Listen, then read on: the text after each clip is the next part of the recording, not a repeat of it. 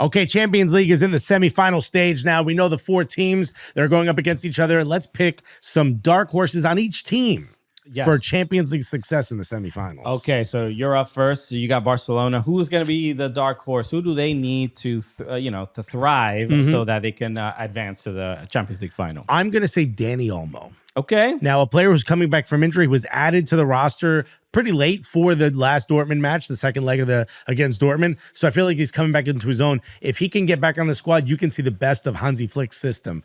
Again, defending, they think about last. They use the super high line. But to have a player in the midfield that can absolutely sort of hold the ball, make the right decisions in those moments, free up a Rafinha, free up a Robert Lewandowski, make a great pass to Lewandowski, or free up a Lamine Yamal.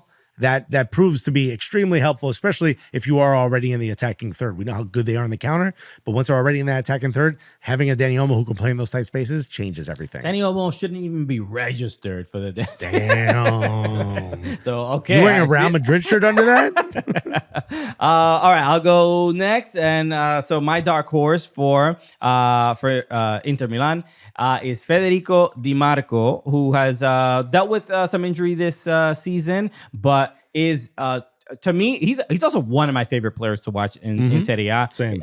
He is a wing back. He is involved in the probably the purest wing back we've seen in a long time. 100%. He's right. like, I'm only back here to start the game, fellas. He is always involved in build up, and we've seen he scored like a banger earlier this year, like from I forgot how many yards out, but he is such a versatile player, and with the way Inter Milan play with the 3 at the back and just 5 in the midfield, which is just overly crowded midfield where it's even one of those things where it's a midfield where the midfield itself doesn't always necessarily build up the number of passes that you would see in a normal stat especially sheet. when y'all so close to each other. There's so many of them. They have to like divide those passes amongst each other. But I think he's going to be an important player, and obviously going up against Barcelona, they're going to need a player like that to step up if they want to win. Absolutely. All right, I'll go with Arsenal. Okay. Now, part of me wants to say Mikel Merino. Part of me wants to say the real dark horse is whoever's going to take Partey's spot. The defensive midfielder kind of falling back into a right back at times to make cover for the right back venturing forward. But I think the real answer is going to go back to Jakub Kiwior. I think he proved to the world he's ready for this level against Real Madrid, especially across 2 legs, going there and still looking pretty good. Made a couple mistakes, kind of left a couple players on side, held them on, did a couple things which kind of freaked me out, kind of scared me a little bit. But over the course of both legs, played very well. Can he do it again? Was it a fluke? If he plays well, it frees up Saliba to be able to do a little bit more, not have to worry about everyone coming at him from both sides. I think Jakub Kiwior needs to have a good match or another 2 good matches again in order for Arsenal to get into the final. Have you seen the clips of Gabriel Magalhaes watching, freaking out on the couch, watching the games? Yeah. He's a support. It's interesting to watch a player who's injured wearing their jersey, watching the game with a heavy brace on the leg. But the one thing I credit to Kiwior is he hasn't had that many minutes. My man's fresh at the end of the year, which says that's also lack of experience, though. It is, but it says something about Arsenal as a whole of like sit some of these players, or they didn't trust them, but now they're like, okay, maybe we should have trusted now that we him. need you. We're giving you. He ain't doing this in training. so impressive stuff. Who you got? Okay, so my last one for PSG, my dark horse.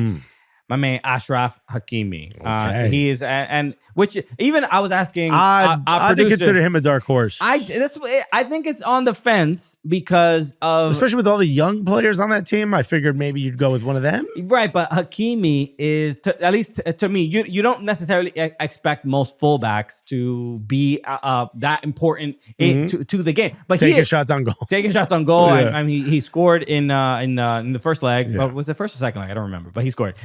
But he's just the type of player that has that leadership. We see it with Morocco. We see it regularly with PSG. So to me, it's on the edge of dark horse. But it's really more about the position that he plays. He is a fullback, and he's asked to do more than most fullbacks in the world. Yeah. And he does it at such an extremely high level with confidence, it shows a lot of leadership. So yeah, I'm expecting a lot from him. And if PSG are going to get by Arsenal, they're going to need Hakimi to show up. I would have said like Kvara or like a Vitinha. Okay, Kvara gets paid too much. I know, but because he's new to the team, I think he still counts right on the edge. But Vitinha, if he can hold on to that ball and make those sort of darting runs into spaces, he's going to be dangerous. Okay. So let us know who you think are the dark horses of the team. Do you agree with our choices? So shout out to everybody watching on OneFootball. We are the Cooligans. If you want to subscribe to our channel, right there. It's right. It's in the description. The link. I don't know if I'm ever pointing correctly, but I think it's in this area. It's somewhere there. Yeah. I'm sure. Maybe somebody add a bubble that we can. Just do one of those tracking things where it follows my hand. So you can go subscribe to our channel as well. Thank you for tuning in. Shout out to everybody at OneFootball.